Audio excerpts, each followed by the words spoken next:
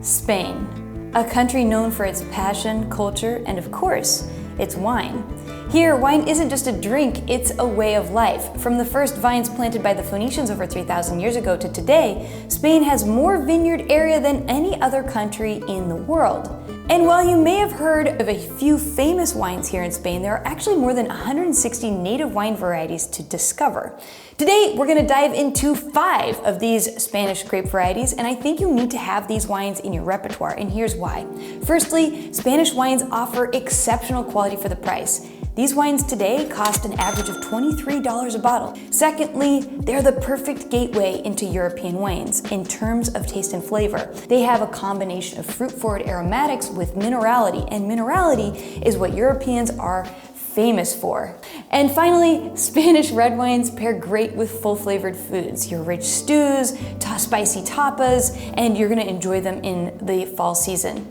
I bought these wines at my local wine store. If you have a good local wine store, you can find a wide selection. I was hoping to feature 7 bottles today, but I could only find 5. So I highly recommend shopping online where you can learn more about each individual bottle and see other people's opinions about those wines. Still, without any information, I was able to pick these bottles and I feel pretty confident that these are great wines.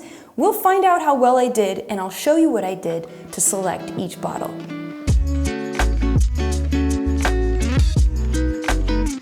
Our first wine is a grape variety called Monastrell, which is also known as Mourvèdre in France, but I like to call it Monastrell because we find some of the largest clonal diversity in Spain, so it could be that this is where this grape is from. It's also has far more plantings in Spain, so you're gonna find a lot more of it here than in France.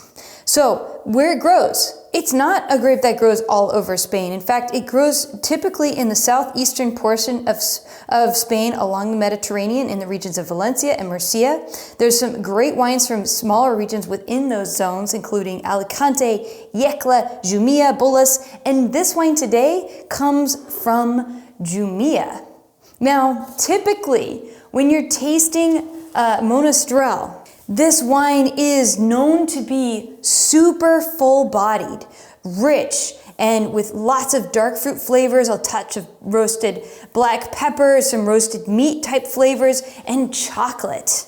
There's many other flavors you can find in this wine depending on how it grows, and typically you can find great bottles with a touch of oak in them, and even some people are blending it with Cabernet Sauvignon to great success. So let's see how this particular wine does. And the first thing we'll do is take a look at the color. Wow. Yes, lots of extraction. This wine has a lot of thick skins, can produce lots of color, but still this wine to me looks to be a medium ruby color. It does have some haziness, maybe indicating this wine is unfiltered. All right, let's give it a sniff.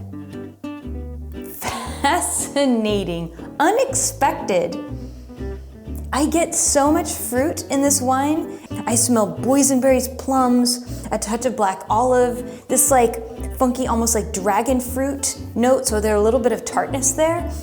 And this subtle spice, which makes me think they're probably using some kind of neutral oak aging or bottle aging, like allspice.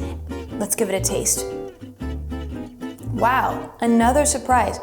Yes, it is medium plus to full-bodied wine, but this one is a very elegant wine. Really smooth tannins, really fruity and plum-like flavors, and a touch of almost sweet oregano on the finish. That's actually pretty pleasant. It's not too aggressive in that green flavor that is not super desirable for this particular wine. This to me is a little bit of a surprise. You know, this wine is using less oak. It's not they're picking probably just at ripeness to make this really nice balanced Monastrell. You know, traditionally Monastrell can be really bombastic and a little bit over the top, but a little bit sweet and fruity and easy to drink. And so I thought it would make a great beginner wine. I'm surprised. I think this is a non-typical Monastrell. I like it, it gets the thumbs up, but I don't know that I would recommend it as a beginner wine just because some of us are looking for that delicious sweet tannin finish coming from oak aging, which this wine does not have.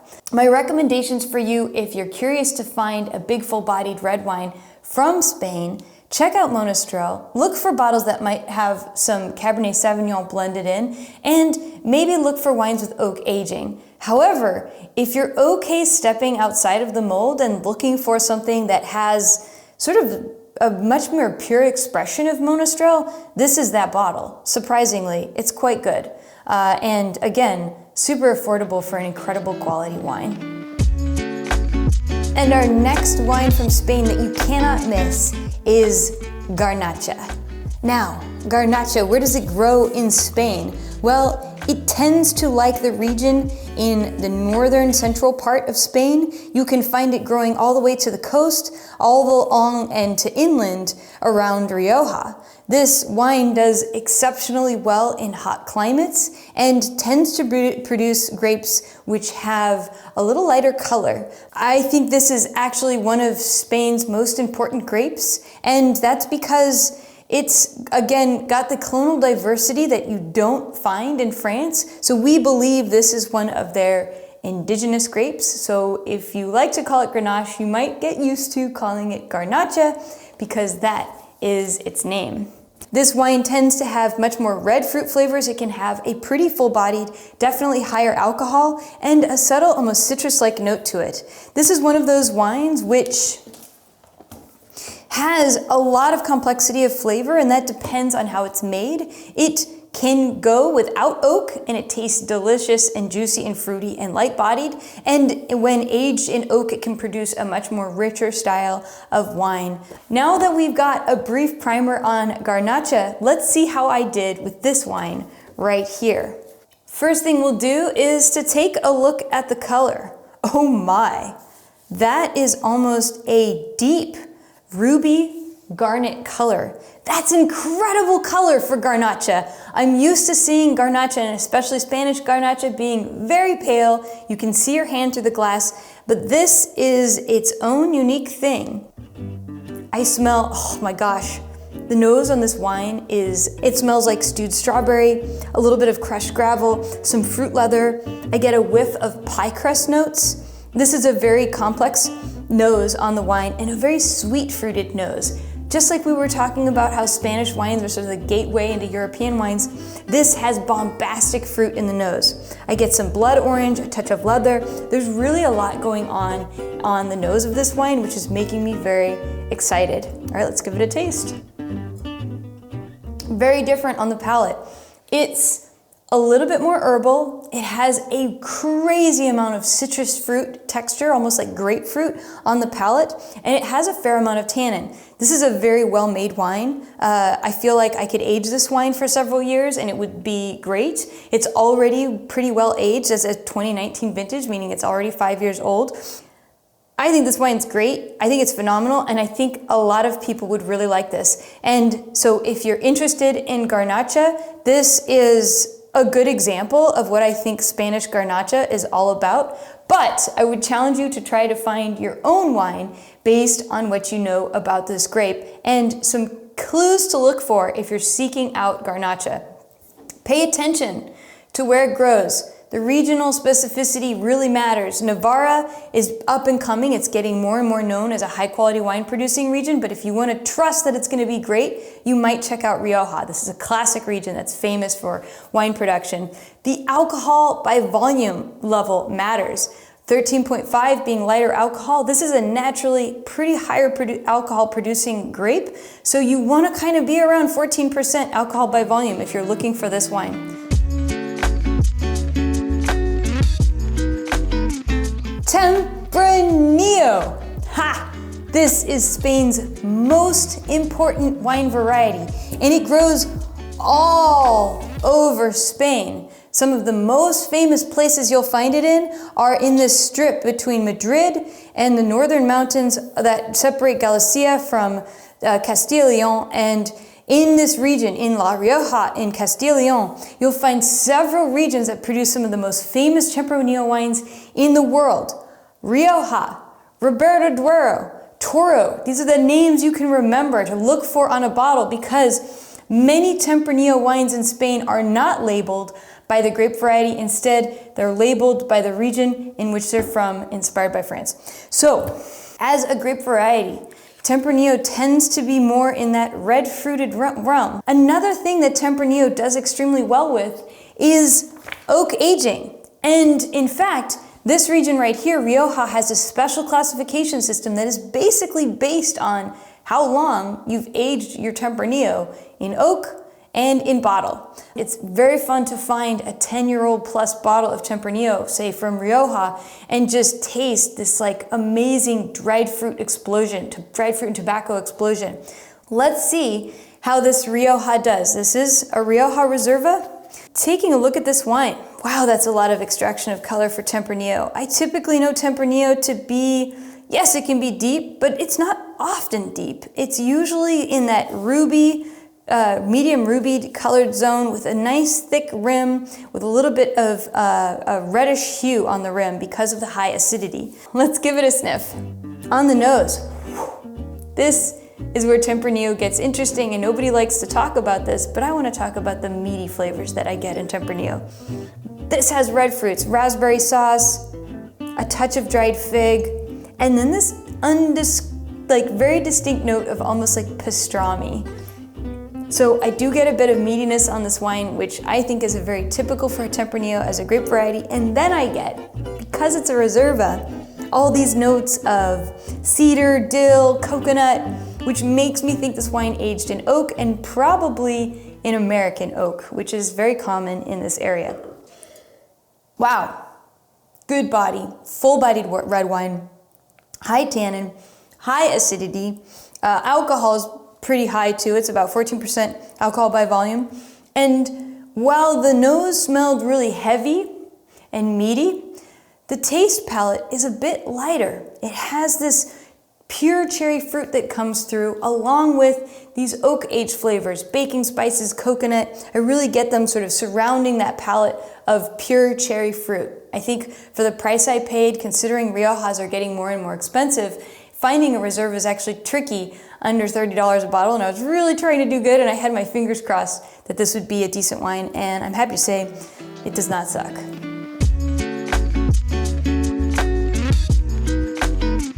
This is a crazy wine to put into a beginner red wine video on Spanish red wines.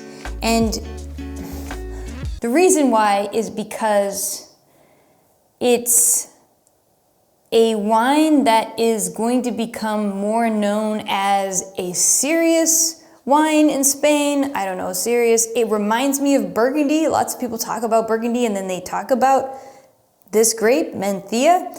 It grows in this part of Spain. In fact, it grows also in Portugal, where it is called Jaén, and it grows in the mountains. So mountainous wine regions tend to have a lot of variability because where you plant the grapes really matters. You can't just plant them wherever and it's going to work out. You've got to pick the right slope, the right soils, and because mountains have such variability in their aspect, their elevation, and their soil types, you can have a lot of variation. That being said, Mencía, this grape grows in Bierzo, and Bierzo is a valley with mountains, and it has a much more consistent soil profile, so you tend to find much more consistent wines from the region of Bierzo. And that's where this wine is from today, and I want to throw it in here in case you're crazy and interested in something serious for Spanish wines, and we're going to see how this wine does. So again, we know where it's from. You can find it in Bierzo, in Valdorras, in Ribera Sacra, in Monterrey, down in the Dow region in Portugal where it's called Jaén. And let's talk about how it tastes. This is a medium-bodied wine fundamentally. Again, reminding us of Pinot Noir, which is a lot more subtle. The tannins aren't super, super bold. And you also kind of get this sort of subtle licorice note. On every Mencía I've ever had, I'm always like, licorice. Amazing.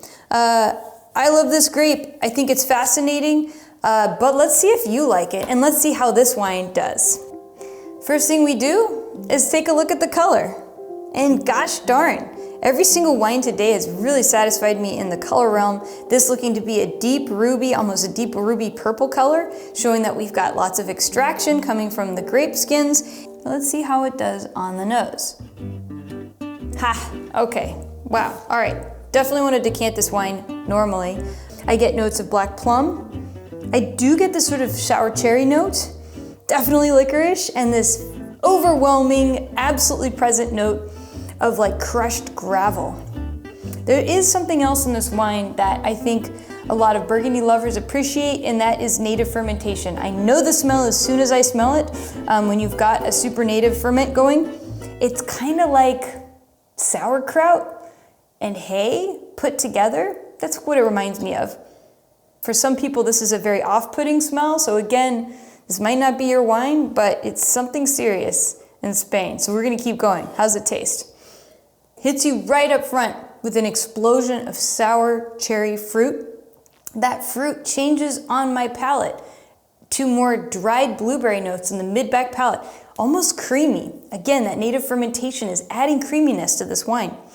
I get on the finish almost this floral note like violets, and then the whole thing is sort of shrouded in this well-balanced acidity and tannin that kind of play off each other. There's a lot going on in the palate of this wine, but it's not for beginners. I'm sorry, I picked a wine that's not for beginners. What do we do about this? Tell me what you think about Bierzo, if you've had it, if you're a fan, or if you're not a fan.